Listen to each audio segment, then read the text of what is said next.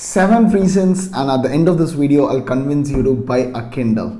Let's get started.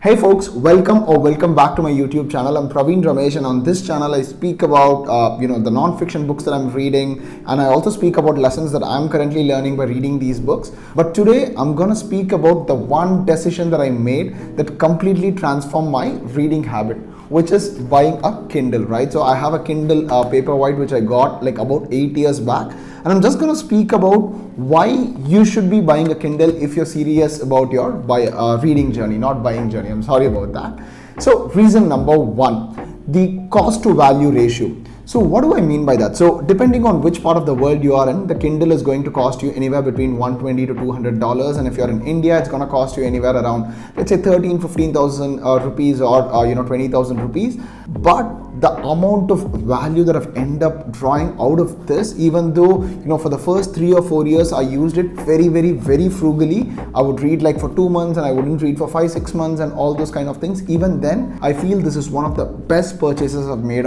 in my life. Why? Because I buy a lot of the books on discount. In case for the uninitiated, you go buy a normal book like a paperback versus you buy the same book on Kindle, you would find that the books on Kindle are at least 15-20% cheaper. And imagine the fact that the Kindle Paperwhite that I got 8 years back still serves me really well. So the cost to value ratio is extremely high, and this is the cost is nothing compared to all the other expenses that I do on a daily basis. So that's reason number one. Reason number two, I'm gonna just say the ease of use, right? So what do I mean by ease of use, folks? So I'm not gonna delve into a lot of technical details about why the e-ink is better and things like that, but I'm just gonna speak about two things. One, carrying the amount of books that I carry. So probably my Kindle has at least 120 to 150 books, and the ease of buying books. So these are the two things when I say it's really convenient owning a Kindle. So let's say I'm going on a vacation or I'm going on a work trip. Imagine carrying all these books. So I counted all of this before I started our video. It was around like 18 books. So imagine carrying all of this in my hand luggage versus just carrying this that holds around 120 to 150 books. So this is a great addition if you're someone who travel a lot, or you want to squeeze in 10-15 minutes of reading while you're waiting for your bus or waiting for your train, or whatever little reading that you want to sneak in your day. And the second aspect of convenience is just the convenience of buying a book. With most of these paperbacks, what happens is, you go into your Amazon, you order, or whichever platform you use, you order, you have to at least wait for a day or two to kind of for the book to arrive and then start reading. Yes, I'm someone who romanticizes a lot of buying new books. I love the smell and all those kind of things. But at times, my motivation to read a book is really high, and at those times, I could buy these Amazon Kindle books on one click, and bang, it's on my Kindle, and I immediately start reading. And I can't imagine the number of times I've read a book because I was inspired by a recommendation that came up on Amazon, or a friend told me. I immediately go buy it on Kindle, and I've like finished it in 1 or 2 days. So this is, and I ensure that I read a lot more books, which segues into a third point of reducing your friction to read. Because it's so easy to buy books, I buy books when my inspiration and energy to read is really high, and I end up reading a lot more books that way. And the second main thing when it comes to friction is something that I used to do a lot when I used to read fiction back in the day. So what happens is, there are phrases or words that I wouldn't understand, and then I'll tell myself a little lie. So I would just pick up my phone and say, hey, you know what? I'm just going to find the meaning for this phrase or this word. And boom, there is a WhatsApp notification, there is a Twitter notification, there is a Facebook notification just popping in here and there.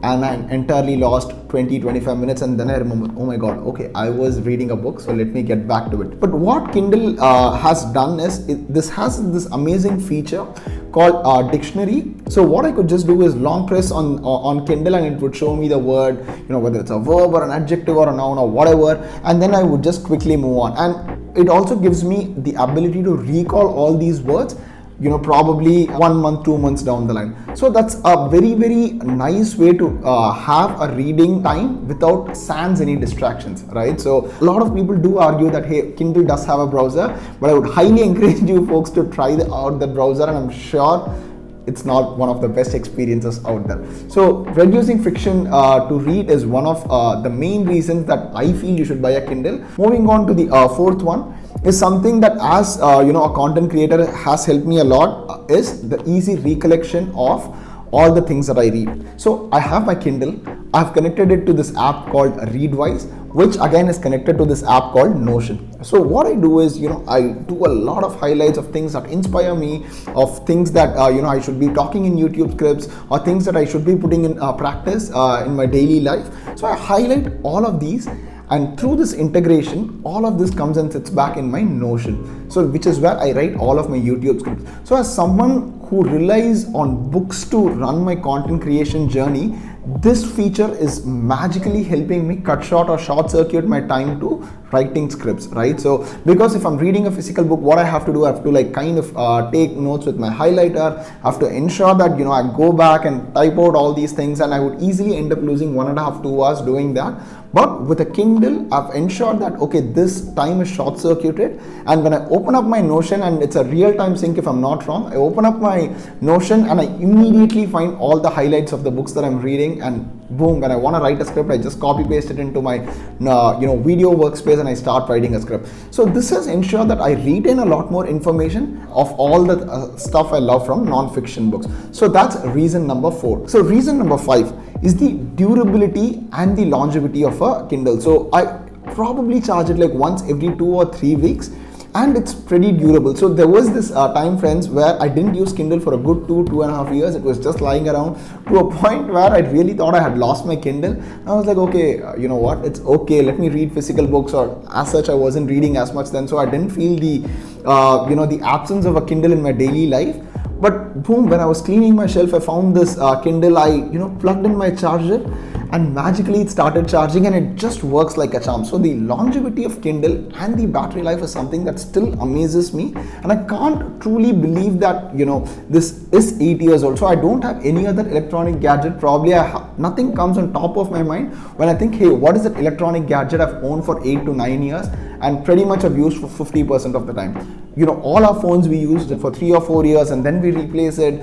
All the other gadgets that I use, probably my mic, this is my second mic that I've been using. So any electronic gadget, I keep replacing it every 3-4 years, except for this Kindle. So the durability of Kindle is really, really, really amazing. So that's reason number 5 that you should be getting one. And the 6th and the main reason is syncing across devices. So I am someone, my job is like a desk job. So I work as a product marketer in a tech company. So most of my time is spent on laptop, writing documents, speaking, being in meetings and things like that. And the thing that I love about Kindle is that it has an app on pretty much every device that you use. So I have a Kindle app that's installed on my laptop. I have one that's installed on my phone. And the best thing about all this is it syncs across all devices. So let's say I'm reading, I've read like 20 pages on my Kindle previous night. I open my phone, go to the Kindle app, and then, I start reading from the 21st page. I decide that, okay, maybe let me get back to work. I do my work.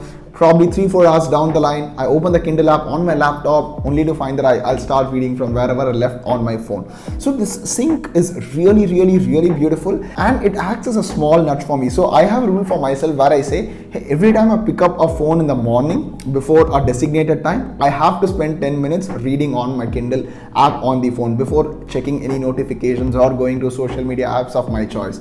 So this sync is something that has helped me kind of fasten my reading progress on a lot of things. What would traditionally take like 8-10 days to finish a book, I end up finishing in probably, let's say, less than 30-40% of those times. So that's reason number 6 that you should be buying one. And the 7th reason for you to buy a Kindle is the fact that it's so lightweight, and the fact that you could end up saving a bit of the environment unless you choose to recycle your books. So I am a sucker for keeping my books for a very, very long time. But what I've realized is, I read the book once and probably just lies in my bookshelf for a very, very long time. So there are books that I read a year and a half, 2 years back that I haven't touched in a year, in a very, very long time. I neither have the heart to, give it to someone who might need it, nor do I have the heart to, just throw them away, or because I keep thinking maybe I'll get back to it some other day, maybe I will reference that book some other day, maybe I might read this book again. So I always have this mental battle about giving away books that I've got physically. Whereas with a Kindle, what happens is, even if I want to kind of go back and read a book, I can just go to the Notion app, select this book and see all the highlights, and boom, I've already kind of recollected what I liked about the book when I read it. So this way, what I've ended up doing is, my philosophy of buying physical books has changed to, hey, I'll read a book on Kindle. If I really like it, if I feel like I'll keep going back to it, I'll probably buy a physical copy. So this is something that I have embodied this year, just to ensure that I become a bit more environmental friendly and not pile on to things that I might use once and never touch again. So these are my 7 reasons on why you should be buying a Kindle. Is there any other reason you think I missed out, or are you convinced enough that you'll be buying a Kindle? Do tell me in the comments. Until I see you in the next video, this is Praveen Ramesh signing off.